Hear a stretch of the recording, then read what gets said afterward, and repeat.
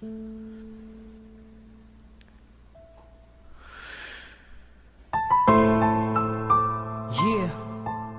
Columbia's pride, Piteros bro.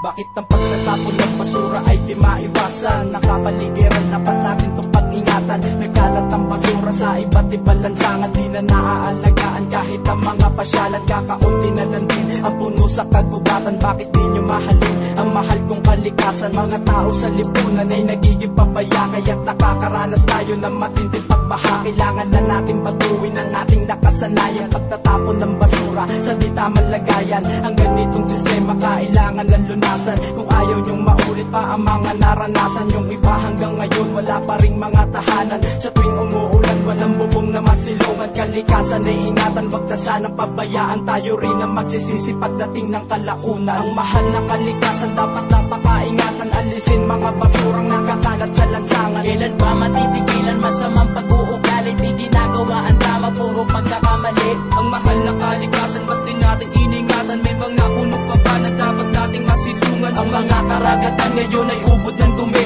Tumingin ka sa paligid, kapatid, nakakadiri. Kahit saan ka magpunta, puro dumi ang makikita. Ito'y nakakawalang gana at nakakatakot na baka dumating ang araw na ito'y magalit na. Tsaka pa tayo magsisisi kung kailan huli na. Maraming kababayan natin ang nagpapabaya.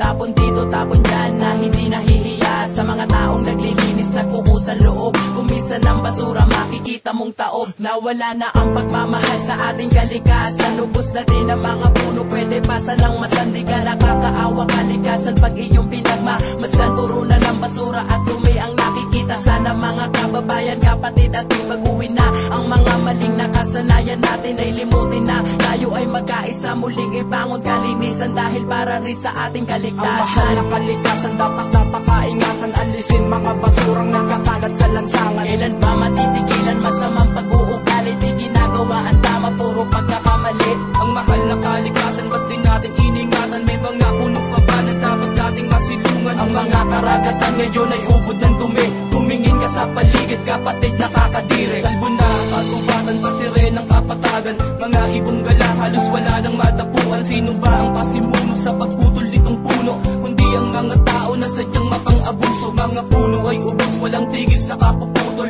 Tuwing bumabaha ang kalikasan, humahatol ang mga kalamidad. Hagupit itong habagat, sigaw ng kalikasan, di na kaya pang maawat. Kung saan-saan nagkalat ang ating mga basura. Nalalanghap na hangin, matatawag bang sariwa? Paano pa ang mga batang ngayon lamang isinilang? Meron pa ba na ilog na po pwedeng languyan? Dagat na paliliguan ngayon ay naging itim. Ang dating kulay asul, bakit bigla nang nagdilim? Kapatid, ika'y gumising, ako ay nananawagan. Wag na nating abusuin ang mahal na kalikasan. Ang mahal na kalikasan dapat napakaingatan. Alisin mga basurang nakakalat sa lansangan. Kailan ba matitigilan masamang pag-uugali? Di ginagawa ang tama, puro pagkakamali. Ang mahal na kalikasan, ba't din natin iningatan? May mga puno pa ba na dapat nating masilungan? Ang mga karagatan ngayon ay ubod ng dumi. Tumingin ka sa paligid, kapatid, nakakadiri. Ang mahal na kalikasan dapat napakaingatan. Alisin mga basurang nakakalat sa lansangan. Kailan pa matitigilan masamang pag-uugali? Di ginagawa ang tama, puro pagkakamali.